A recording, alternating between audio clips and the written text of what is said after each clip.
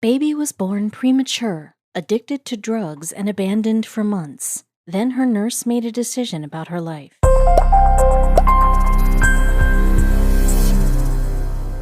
Babies really have it made, don't they? No bills to pay, parents to feed them around the clock and play with them, and even people who are required by law to change their diapers and make sure they have clean clothes. I'm sure there are a lot of us out there that would pay good money for this service. However, unfortunately, that's not always the case. Fate was not on big-eyed 2-year-old Giselle's side. She was born prematurely to a mother who was addicted to opiates, and because her mother was using these substances while she was pregnant, Giselle was also born an addict. It's called the neonatal abstinence syndrome. Babies born with neonatal abstinence syndrome, or NAS, are usually addicted to some kind of substance, most often opiates, just like poor Giselle.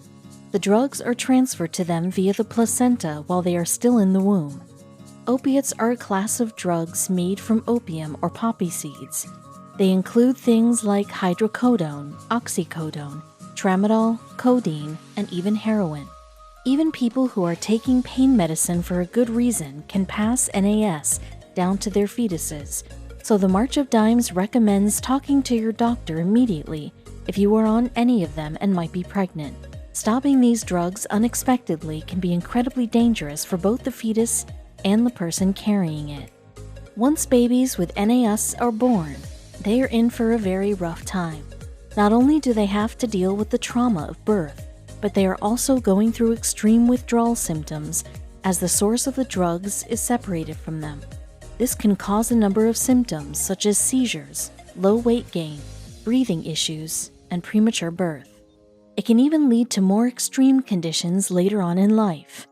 Most babies who are born with NAS will need to stay in the newborn intensive care unit or the NICU for quite some time before their parents can take them home, if their parents can take them home. That's where Giselle's story begins. But first, let's step away from her for a little bit and take a look at someone else, Liz Smith, the Senior Director of Nursing at the Franciscan Children's Hospital in Boston, Massachusetts. Smith had just moved back home to Boston after the end of a long-term relationship. However, Smith was under no means struggling professionally. She had a very long and successful history as a nurse. She had even opened a small hospital in Richmond, Virginia. And her return to Boston was not in defeat. She longed to be near her family, including her brother and sister, who have given Smith 13 nieces and nephews. Smith intended to be a larger part of their lives, and yet there was something missing. My definition of family was always, in my 20s, I'll get married, have kids, and have a big family like the one I grew up with, said Liz.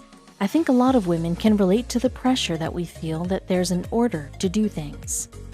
Smith, an extremely caring person with a long history as a nurse, wanted to have a child more than anything. However, as she neared 40, she was told that IVF would not be an open route to her. And it wasn't just her age, nor the fact that she would become a single mother. Her labs disqualified her. When that door closed quickly and suddenly, Liz told reporters, it was a bad day. However, on that very same day, some other things changed for Liz. You see, the day that she found out she was not a candidate for IVF was also the day that she met Giselle. Smith first met Giselle as the tiny baby girl was being walked in a stroller by another nurse. Giselle was born at just 29 weeks and weighed 1 pound 14 ounces. Her medical needs at birth were complex, to say the very least. She had spent over 3 months in the NICU at a different hospital on a ventilator. Doing so made her resistant to foods, which meant that she needed a feeding tube. Giselle had been brought to Franciscan Children's Hospital in Boston, which also happened to be where Smith had taken on the role of Senior Director of Nursing upon her return to Boston.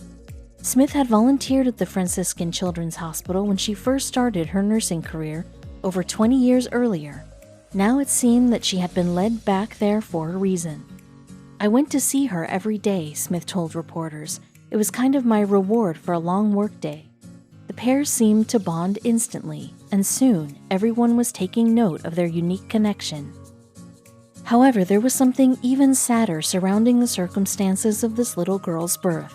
At the time Smith met Giselle, no one had come to visit the baby in over 5 months.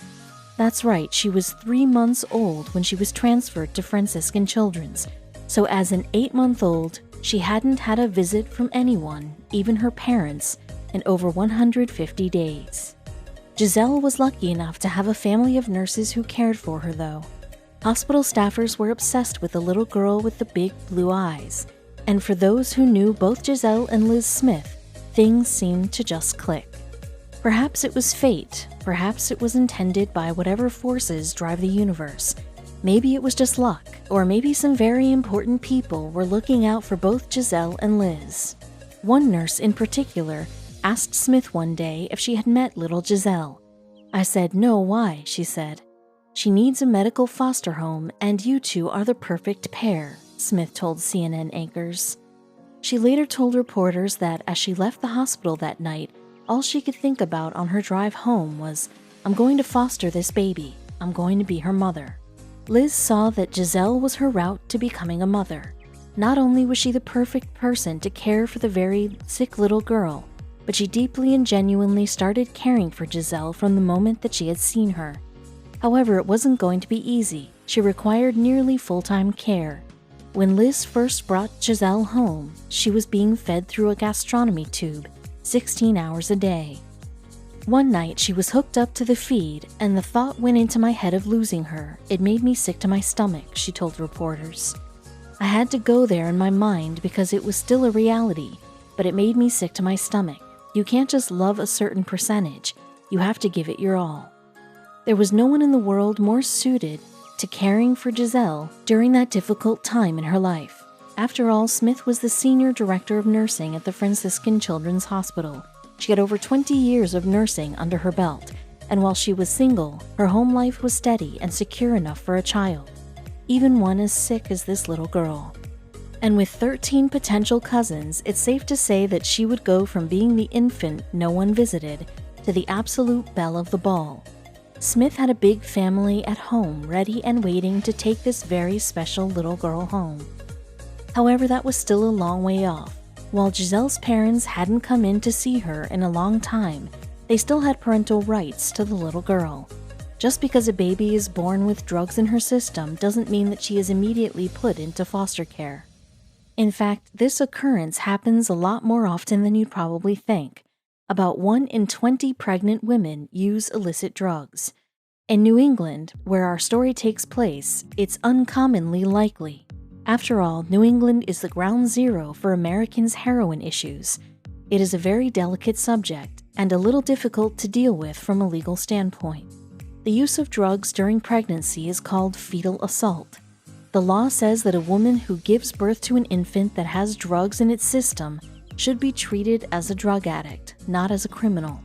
These mothers are seen as people with a substance abuse disorder, and the hospitals in which these babies are born are encouraged to treat these mothers just as they would for any other disease or disorder. Hospitals are encouraged to use safe care, but it is up to their discretion what that safe care should look like. We don't know what happened with Giselle's mother in particular, but from what the Franciscan Children's has reported about this story, it seemed like she was treated for substance abuse, but not prosecuted. Before we judge Giselle's parents too strictly, it's important to remember why these laws must be lenient. Harsh laws may sound appealing to those of us who have never been in Giselle's mother's situation. After all, how hard is it to go off drugs when you're pregnant? However, as anyone who has ever struggled with addiction knows, it's a little more complex than that. Only a few states in the southern United States currently have harsh fetal assault laws on the books. More states are looking to establish safe care plans for drug users who find themselves in this position. Harsh fetus assault laws can impact babies very negatively, rather than the drug-addicted mothers who gave birth to them.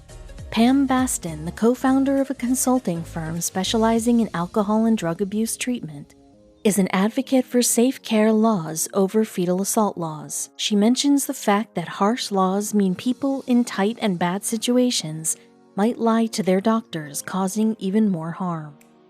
Only 10% of babies born to addicted mothers are actually ever identified because not all infants display signs of NAS.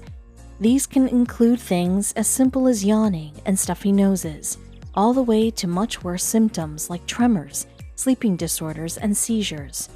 Lucky for Giselle, her NAS was caught quickly, which meant that she was able to start her treatment at the exact second she was born. The Commonwealth of Massachusetts takes many things into account when deciding where to grant custody, especially when it comes to a substance abuse situation. Included in this assessment is whether the child has been abandoned in the past, whether the parents are sober or still using drugs, and the relationship between the parents and the child. So long before Giselle's birth, if the parents wished to reunite with her, they had to get clean. Then they would have to establish a relationship with their daughter. However, the 5 months of abandonment still made a bad case before the judge. It was something that would need a lot of work. In the meantime, though, Liz Smith was permitted to provide Giselle with a loving home. However, the end goal was always going to be reuniting Giselle with her birth parents. Smith always kept that in mind and was always prepared for that eventuality. She still remained distant from the little girl despite her fondness for her, and she pictured herself as a caretaker rather than a mom. Soon, though, the birth parents started to disengage and skip meetings with Smith and Giselle. This behavior made them ineligible for reunification with their daughter.